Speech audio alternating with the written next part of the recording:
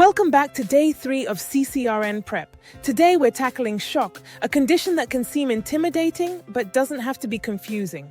Day 3, shock types. Remember, shock is all about inadequate tissue perfusion, meaning your patient's cells aren't getting enough oxygen.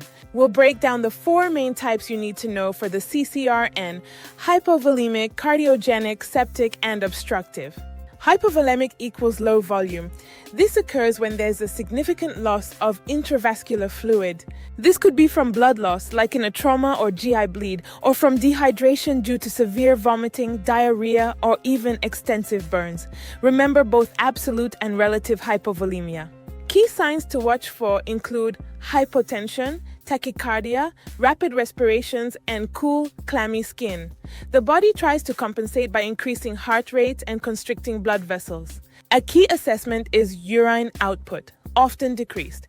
Treatment focuses on rapid fluid resuscitation. We're talking crystalloids like normal saline or lactated ringers. In cases of hemorrhage, blood products are essential. CCRN tip. Think about the underlying cause. If it's bleeding, stop the bleeding. Don't forget, keep the patient warm to prevent hypothermia. Cardiogenic equals pump failure.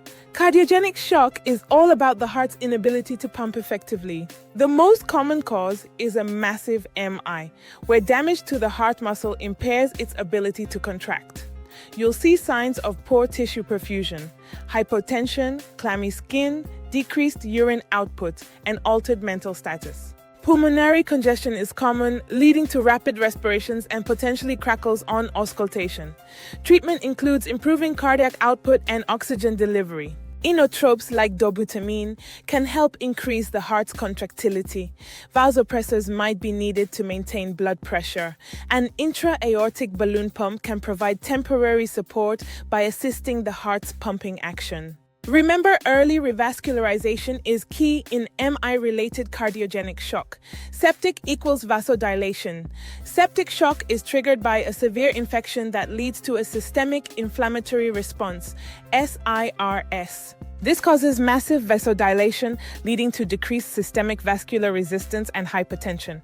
Early signs can include fever or hypothermia, tachycardia, and bounding pulses. As it progresses, you'll see hypotension despite fluid resuscitation, altered mental status, and elevated lactate levels.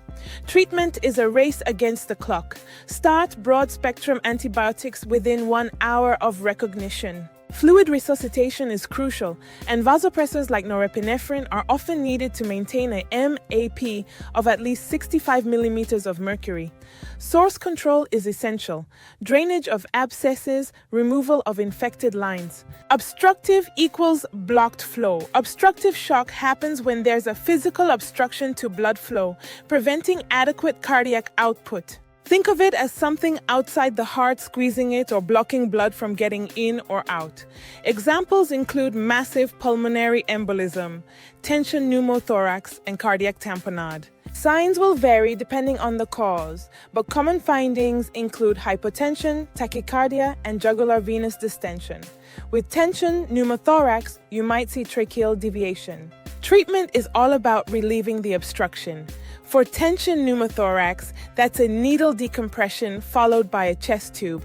Cardiac tamponade requires pericardiocentesis to remove fluid around the heart. PE may require thrombolytics or surgical embolectomy. Key point: unlike other types of shock, fluids may not be the primary treatment and can even be harmful in some cases. So how do you recognize shock? Think perfusion. Is your patient's brain getting enough oxygen? Are their kidneys producing urine? What do their skin and vital signs tell you? The ultimate goal is to restore tissue perfusion, treat the underlying cause, support blood pressure and cardiac output, and monitor your patient closely. CCRN questions test recognition, not memorization. Understand the why behind the symptoms and treatments. That's what the CCRN exam is all about.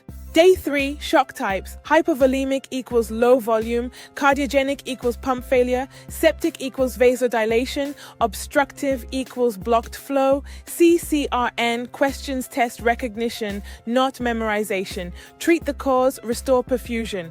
That wraps up Day 3. Keep studying and I'll see you in the next video.